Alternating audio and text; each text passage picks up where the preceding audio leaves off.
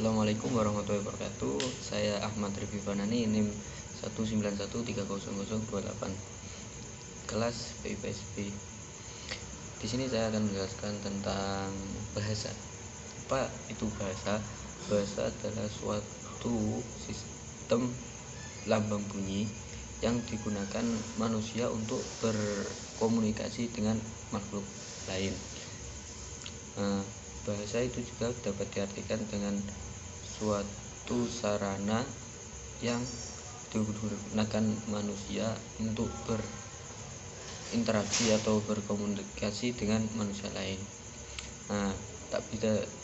Tidak bisa kita bayangkan jika dalam hidup ini manusia tidak ada bahasa atau tidak menggunakan bahasa. Bagaimana cara berinteraksi, bagaimana cara mengungkapkan gagasan. Maka dari itu terciptalah bahasa. Kemudian bagaimana sih terciptanya bahasa? Manusia dapat berkomunikasi sebatasnya dengan melalui mulut kita dan gestur tubuh kita atau bahasa isyarat gitu.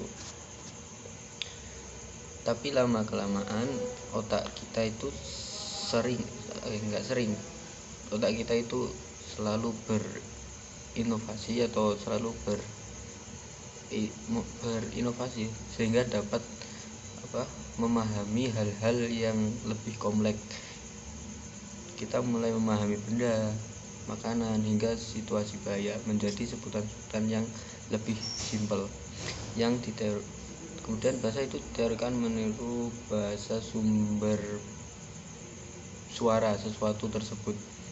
Menurut Om Noam Chomsky, bahasa muncul pada 60.000 hingga 100.000 tahun yang lalu di Afrika. Kemudian sejarah bahasa Jawa disebutkan bahasa Jawa tersendiri merupakan bahasa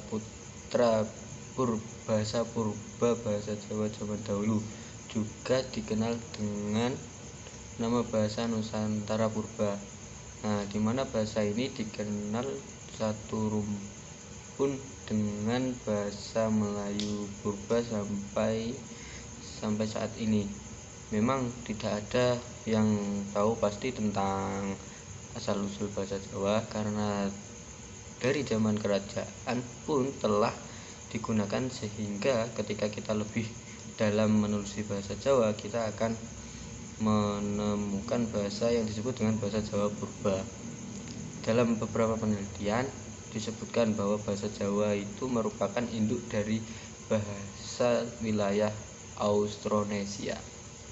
Kemudian unsur-unsur dalam bahasa, satu adalah unsur fenom, yaitu unsur bunyi yang bisa digunakan untuk membedakan arti dari satu kata.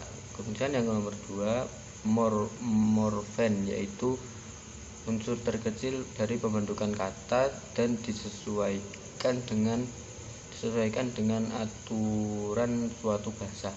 Yang ketiga, sintaksis, yaitu penggabungan kata menjadi kalimat berdasarkan aturan sistematis yang berlaku pada bahasa tertentu. Kemudian yang keempat, semantik, yaitu mempelajari arti dan makna dari suatu bahasa yang dibentuk dalam suatu kalimat. Yang kelima, yaitu diskurs, yaitu mengikuti bahasa tahap percakapan, paragraf, bab, cerita, dan literatur. Sekian penjelasan dari saya. Assalamualaikum warahmatullahi wabarakatuh.